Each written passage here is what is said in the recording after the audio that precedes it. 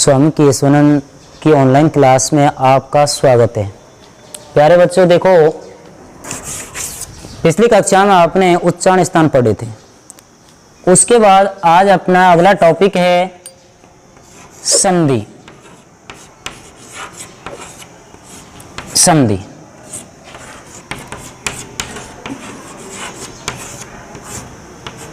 संधि तो बेटे दोनों तरह आप यानी कि आपके हैं दो तरह लिख रहे हैं, दो प्रकार से आपने संधियों को लिखा है, लेकिन दोनों तरह से आपकी संधियां सही हैं, क्योंकि संस्कृत में दोनों संधियों का संधि विच्छेद हो जाता है। यानी कि दोनों संधियां इनका क्या हो जाता है, संधि विच्छेद हो जाता है। जैसे ये है सम प्लस धी, इस संधि का संधि विच्छेद होगा सम प्लस धी,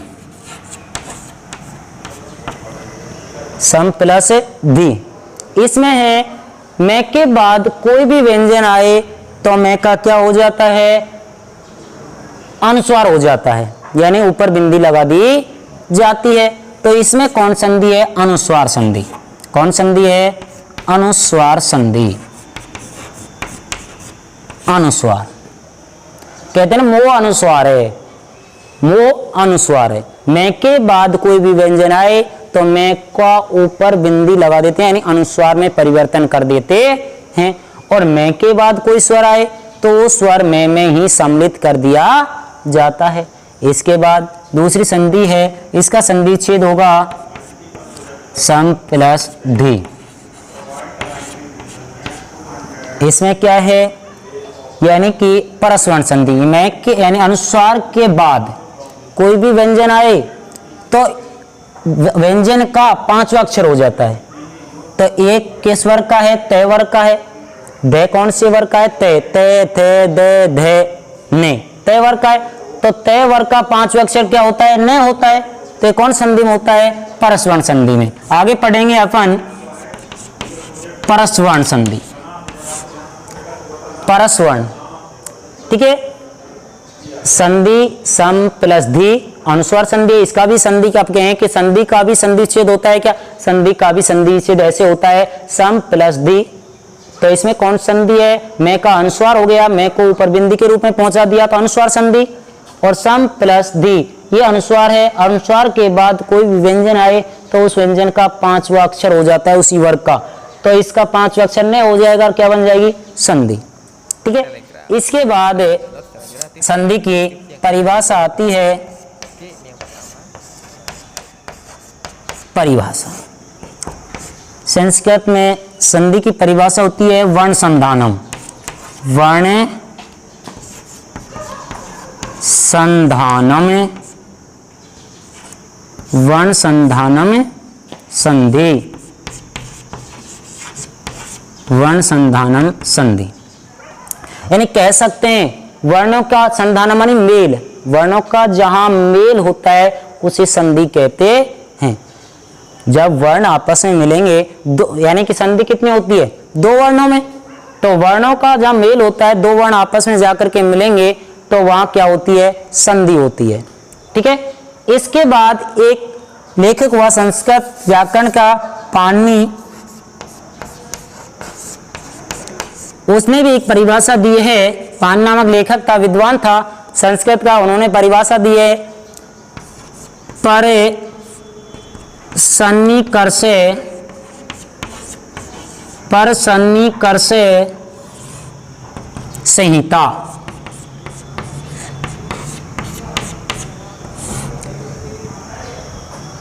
पर सन्निकर्षे संहिता यानी कि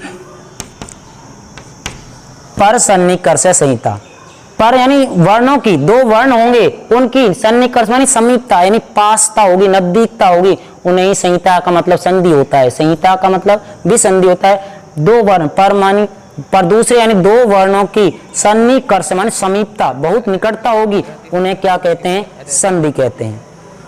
तो ये इस पाणिनि विद्वान की परिभाषा है पर सन्निकर्ष संहिता। संधि का वैसे भी शाब्दिक अर्थ होता है, संधि का मतलब होता है जोड़ना। दो वर्ण होते हैं, दोनों वर्णों को आपस में जोड़ा जाता है, जोड़ने पर जो विकार उत्पन्न होता है, कुछ बदलाव आता है, उन दोनों वर्णों को जोड़ते हैं, जोड़ने पर उनमें कुछ परिवर्तन होता है, वो ही संधि होती है। कुछ बदलाव आता है जैसे हिंदी में परिभाषा आपको लिख रहा हूं, जैसे दो वर्णों के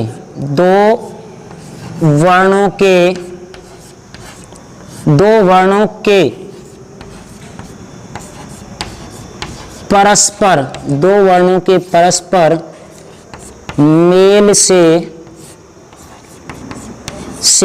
जो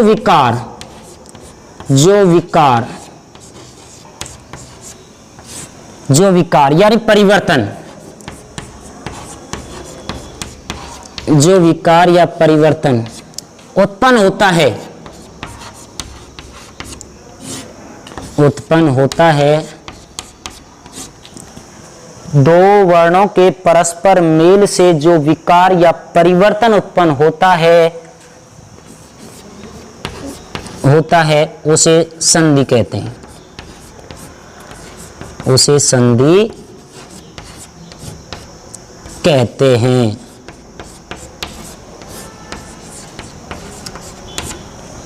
दो वर्णों के परस्पर मेल से जो विकार आता है या कुछ परिवर्तन आता है उसे ही क्या उत्पन्न होता है, उसे क्या कहते हैं, संधि कहते हैं। ठीक है, संधि के भेद, इसके बाद आते हैं संधि के भेद। संधि के तीन भेद होते हैं।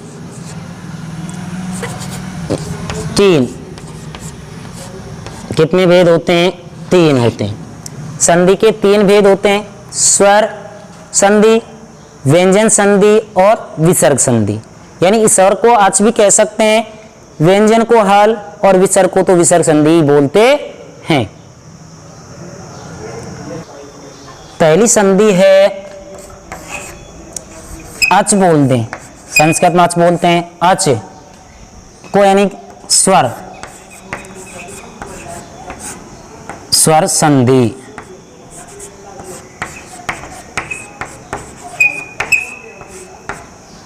अच यानी स्वर संधि। नंबर 2 है हल, हल को यानी कि व्यंजन संधि। व्यंजन संधि। नंबर 3 है विसर्ग संधि। विसर्ग संधि, विसर्ग संधि को संस्कृत में भी विसर्ग संधि ही बोलते हैं। तीन संधियां, अच यानी कि स्वर संधि, हल यानी व्यंजन संधि और विसर्ग संधि। तो सबसे पहले संधि आती है स्वर संधि यानी अच संधि। अच यानी स्वर संधि। स्वर संधि, अच संधि यानी स्वर संधि। इसकी परिभाषा है कि अपन कह सकते हैं स्वर के साथ, यानी स्वर के साथ अपन इसके आगे थोड़ा सा लिखेंगे, जैसे स्वर प्लस स्वर बराबर स्वर संधि। छोटी सी परिभाषा है कि स्वर प्लस स्वर बराबर स्वर संधि, यानी कि ये इसका मतलब है कि पहले पद का अंतिम दो पद होते हैं, पूर्व पद और उत्तर पद। तो पूर्व पद का अंतिम अक्षर भी स्वर हो और प्रारंभिक अक्षर भी स्वर हो, बराबर कौन संधि होती है? स्वर संधि। यानी दोनों पदों में स्वर हो, दोनों स्वरों का मेल होने पर उसे कौन संधि बोलते हैं? स्वर संधि। तो वैसे परिभाषा है स्वर के साथ, स्वर के साथ, स्वर के साथ, स्वर के साथ, स्वर के मेल से, स्वर के साथ स्वर के मेल से, स्वर के साथ स्वर के साथ स्वर के मेल से जो विकार उत्पन्न होता है, जो विकार उत्पन्न होता है,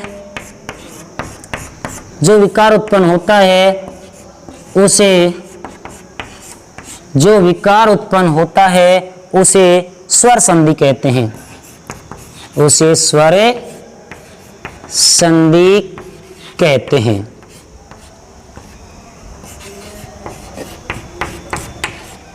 जैसे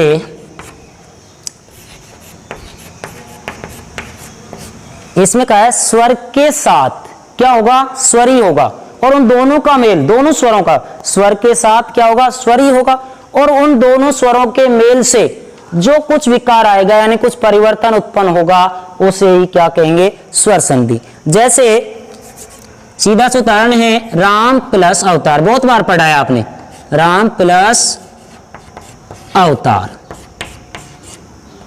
तो देखो मैं है, इधर क्या है मैं और इधर क्या है ए, तो मैं में से क्या है निकल रहा है, ए स्वर निकल रहा है, और इधर भी कौन सा स्वर है, ए, तो दोनों क्या हो गए, मैंने बोला स्वर के साथ स्वर, तो ए स्वर है, उसके बाद भी कौन सा क्या है ये ए, ये भी स्वर है, तो दोनों स्वर हैं, दोनों स्वरों में क्या मेल हुआ, मेल इन दोनों का होने पर इनमें कुछ विकार उत्पन्न होगा, कुछ परिवर्तन आएगा। परिवर्तन क्या आया कि ए और ए के स्थान पर क्या हो गया, आ हो गया, आ होने पर बराबर दोनों के स्थान पर क्या हो जाएगा, रामावतार, क्या बन गया, रामावतार, रामावतार। तो कहा है कि ये किसकी परिभाषा है, स्वर संधि यानी असंधि की, स्वर के साथ स्वर ही आएगा, तो क्या बन जाएगा, स्वर आया ए प्लस ए बराबर आ हो गया, आ होने पर क्या बन गया, रामावतार। स्वर संधि के अभी उदाहरण देखा था, उसके बाद स्वर संधि के भेद, परिभाषा लिखी अभी, उसके बाद स्वर संधि के भेद। स्वर संधि के भेद,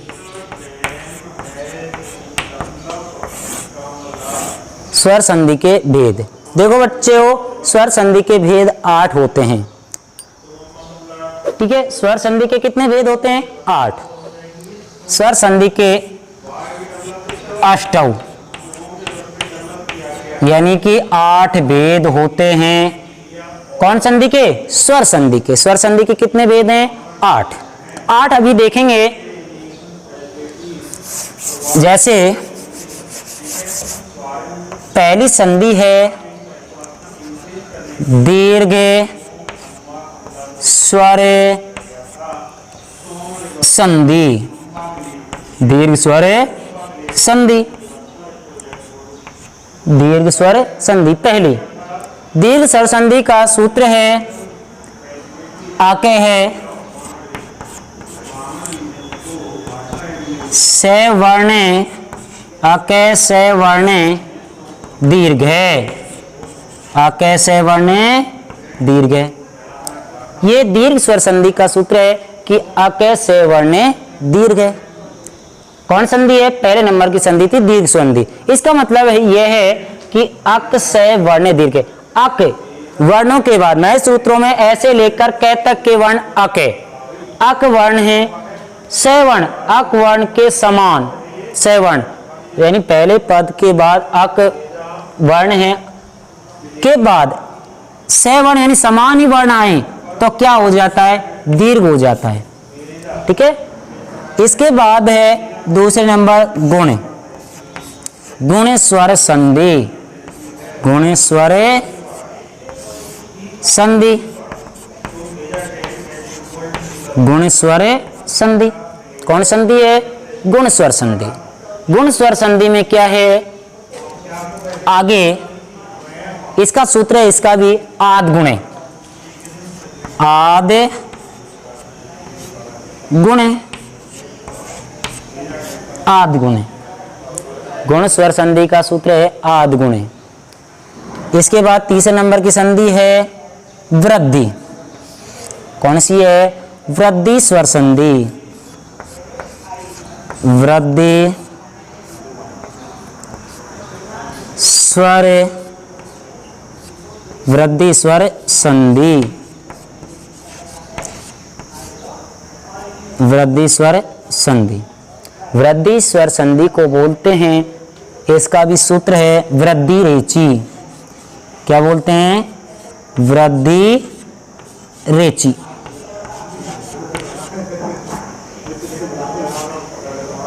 वृद्धि रेची।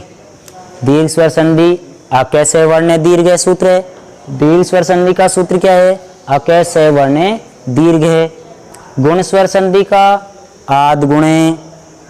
और वृद्धि स्वर को क्या बोलते हैं? वृद्धि स्वर संधि को वृद्धि रेचि। इसके बाद है यण स्वर संधि।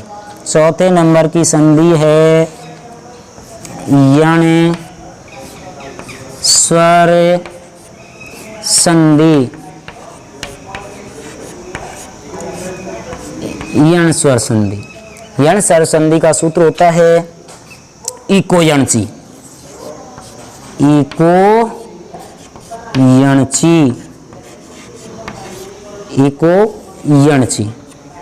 कौन संधि का? यण स्वर संधि का। यण स्वर संधि का सूत्र है इको यणची। इको यणची। पांचवी है अयादि स्वर संधि। अयादि स्वर संधि। अयादि स्वर संधि। अयादि स्वर संधि में क्या है? इसका भी सूत्र है एचो अयावय। ए चो अये वा यावह। एचो अये वा यावह। अयादि स्वर संधि का सूत्र क्या है? एचो अये वा यावह। क्या है? अयादि स्वर संधि। अयादि को बोलते हैं एचो अये वा या वे। जैसे दीर्घ को के स्वर को क्या बोलते हैं? अकस्य वर्ण दीर्घ है। गुण स्वर संधि को आद गुणे। वृद्धि स्वर संधि को वृद्धि रेचि। यण स्वर संधि को इको यणची। और अयादि स्वर संधि को एचो अये वा या वे। इसके बाद है पूर्व रूप। पूर्व रूप स्वर संधि। पूर्व स्वर संधि। एण पदांतादति। पूर्व को बोलते हैं एण पदांतादति। एण एण पदांता दति। एण पदांता दति। पूर्व एण पदांता दति। ये पूर्व स्वर संधि को बोलते हैं एण पदांता दति। नंबर 7 है पर रूप। पर रूप स्वर संधि। पर रूप स्वर संधि। पर रूप स्वर संधि। पर रूप को क्या बोलते हैं? एणी पर रूपम। एणी पर रूपम। एणी पर रूपम। पर रूप है स्वर संधि को बोलते हैं एणी पर रूपम। पर रूप का स्वर संधि को क्या बोलते हैं? एणी पर रूपम। 8वीं संधि है प्रकृति भाव है। 8वीं क्या है? प्रकृति भाव है। प्रकृति भाव है। प्रकृति भाव संधि का सूत्र प्रकृति भाव है स्वर संधि। स्वर संधि। इसका भी सूत्र है ईदु दे।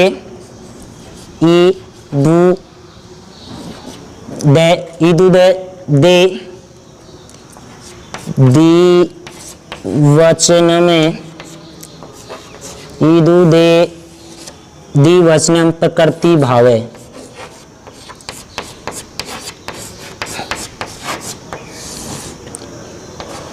ये आपके 8 स्वर संधि के भेद हैं। स्वर संधि कितने भेद बताए? 8। पहला दीर्घ स्वर संधि, दूसरा गुण, तीसरी वृद्धि, चौथी यण, 5वीं अयादि, 6ठी पूर्व, 7वीं पर रूप और 8वीं प्रकृति भाव है। ठीक है, वैसे आपके सिलेबस में नहीं है। कौन सी? 8वीं। इनके 8 के क्या है? सूत्र बता दिए गए हैं। ये क्या है? सूत्र। किन के द्वारा? ये महेश्वर सूत्रों से किए जाते हैं।